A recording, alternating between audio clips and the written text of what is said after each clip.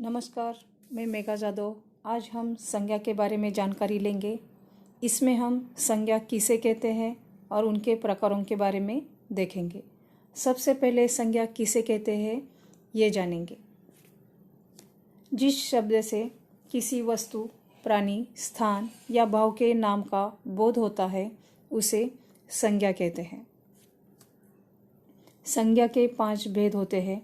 पहला व्यक्तिवाचक संज्ञा, दूसरा जातिवाचक संज्ञा, तीसरा भाववाचक संज्ञा, चौथा द्रव्यवाचक संज्ञा और पांचवा समूहवाचक संज्ञा।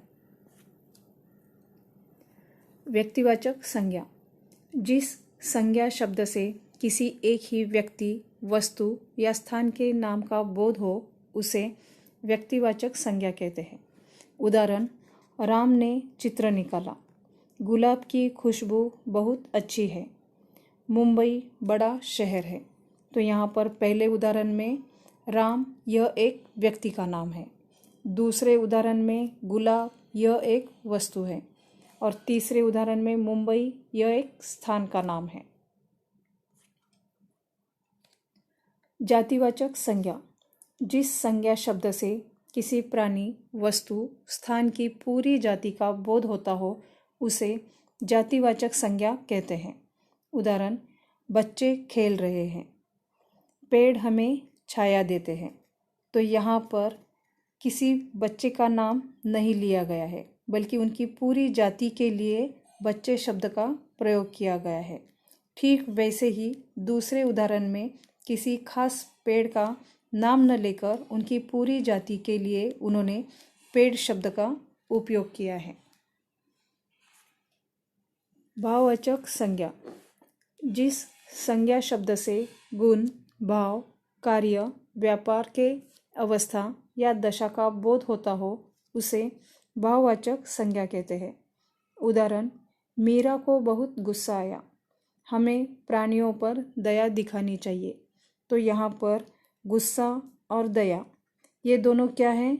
भाव है। वैसे ही गुणों में अच्छा, बुरा, खट्टा, मूर्ख इत्यादि। झुंझलाहट, बेचैनी जैसे शब्द मन की दशा व्यक्त करते हैं और मानवता, बचपन, बुढ़ापा, यौवन ये अवस्थाओं को हम भाववाचक संज्ञा कह सकते हैं। भाववाचक संज्ञाओं को छुआ नहीं जा सकता, उन्हें केवल इंद्रियों द्वारा महसूस किया जाता है और इनकी गिनती भी नहीं की जा सकती। द्रव्यवाचक संज्ञा, जिस संज्ञा शब्द से द्रव्य यानी पदार्थ या धातु का बोध होता हो उसे द्रव्यवाचक संज्ञा कहते हैं। उदाहरण, नल से पानी बह रहा था। दूध ठंडा है।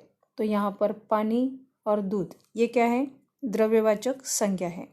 वैसे ही शरबत, पेट्रोल, डीजल इत्यादि और धातुओं में सोना, चांदी, पीतल, तांबा आदि धातु तथा मिट्टी, विविध प्रकार के अनाज इनका द्रव्यवाचक संज्ञा में समावेश होता है। इन्हें हम 1, 2, 3 ऐसे गिन नहीं सकते। इन्हें केवल नापा या तोला जा सकता है। यानी 1 सोना, 2 दूध, 3 गेहूँ ऐसे हम इन्हें गिन नहीं सकते। तो 1 तोला या 1 ग्राम सोना, 2 लीटर दूध, 3 किलो गेहूँ ऐसा कह सकते हैं। समूहवाचक संज्ञा, जिस संज्ञा से किसी समूह का बोध होता हो उसे समूहवाचक संज्ञा कहते हैं। उदाहरण, बाजार में लोगों की बहुत भीड़ है। मेरे पास फूलों का गुलदस्ता है। तो यहाँ पर भीड़ और गुलदस्ता ये दोनों शब्द समूहवाचक संज्ञा के उदाहरण हैं। तो बाजार में 1-2 व्यक्ति नहीं है बल्कि उनका पूरा समूह है। तो इसके लिए यहाँ पर उनके लिए भीड़ शब्द का इस्तेमाल किया गया है। और दूसरे उदाहरण में मेरे पास बहुत सारे फूल हैं और उन फूलों के समूह के लिए गुलदस्ता शब्द का उपयोग किया गया है। ऐसे ही सभा, परिवार, सेना, झुंड ये सभी समूहवाचक संज्ञा के उदाहरण हैं। तो आज हम संज्ञा के जो 5 प्रकार हैं उनके बारे में जानकारी ली है। धन्यवाद।